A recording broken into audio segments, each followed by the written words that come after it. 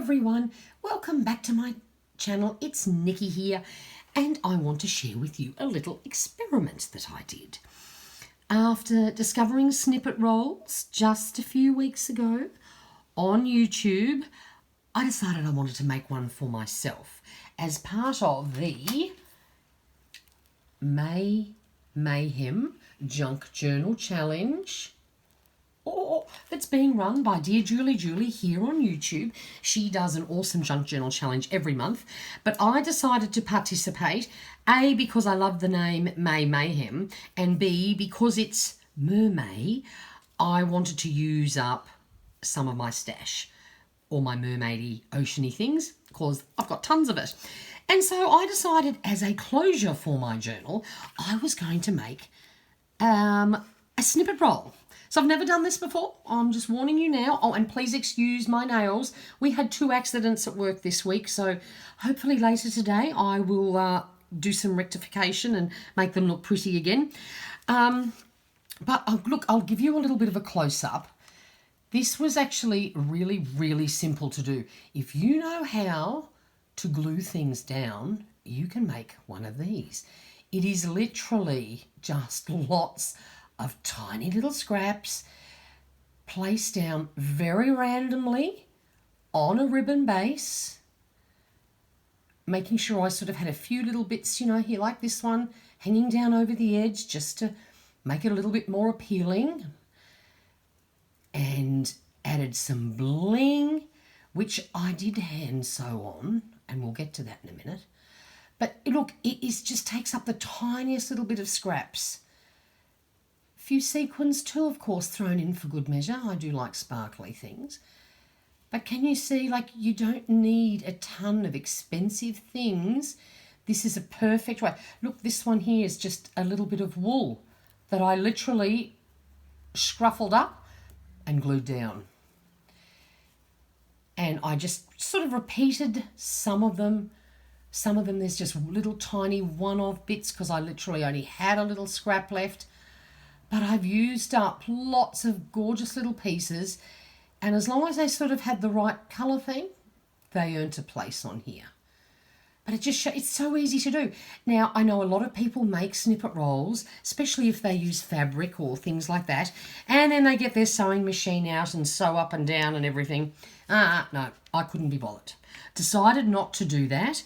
What I did do was I did hand sew, as you can see. It's a bit rough at the back, but I really don't care. I hand sewed on all my beads. There's not that many of them because all the sequins were just glued down, but I did hand sew the beads.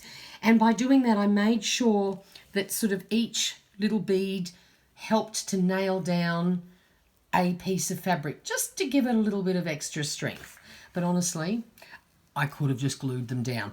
I've had to play with this, sort of thrown it around a bit, and nothing has fallen off. And honestly, all I did was I started off with this. Now, the reason why I simply picked this out of my stash was because I was doing a mermaid nautical theme, and this was a similar colour to sand, I suppose. I thought it would make a lovely base. It was a bit too wide, so I literally just chopped some off. Then I had this in my stash, because one of the things with this junk journal challenge is you weren't supposed to buy things, you were meant to use stuff in your stash. And so what I did, I glued this onto there using my favourite glue. This Helmer Tiger Grip, honestly, is the best glue to craft with. It does paper, it does fabric, it does gems, it does everything. Goes on white. And then when it's dry, it is completely clear, and you don't even have to panic if you get a bit carried away and use too much. It's so clear, it disappears. It's never a problem. If you can't get this or don't have anything like it, I think I would use a fabric glue at least to try something like this. You want a nice strong glue, you know, to make sure it all holds together. So I literally stuck that down, and then I just grabbed all these tiny little bits and literally randomly, very randomly, stuck them down. Then when I got to the end, all I did was I folded over this ribbon here at the end. I folded it over, glued it down, then glued tie ribbon on top of it. Let that dry for about 30 seconds. And then I just did a couple of quick big stitches in there. Literally, let's see, can you see those? Yep. Just to make it a little bit more secure, just in case the glue wasn't going to hold sticking all of these sort of things together, but it's proven to do the job easily. So I just stuck down all these little bits completely randomly, sticking out all over the place. Then I glued down all the sequins because I decided I couldn't be bothered to sew all those. And then I just grabbed a nice fine needle, and when everything was dry, 24 hours later, I just quickly sewed them on. Honestly, it was that simple. So you could use any piece of fabric. You could use any ribbons. Pick the colours that you love. I have seen some people, you know, put on little paper embellishments and things like that. But I decided I didn't want any of that because I didn't sort of have anything that was small enough. I didn't want any big bits sticking on here, and honestly the journal's full of enough paper, so who needs more?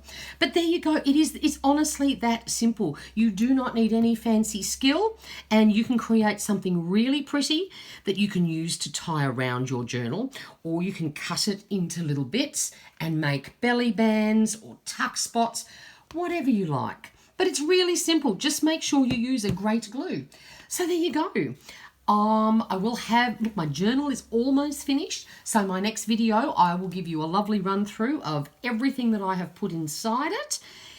And until then, I hope you're all staying safe. Please take care.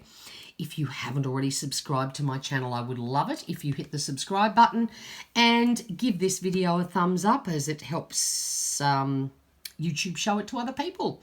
If you have any questions, please put them down in the comments. Happy to answer them. But honestly, wield some glue, make pretty things, use up your stash. Until next time, take care. Bye.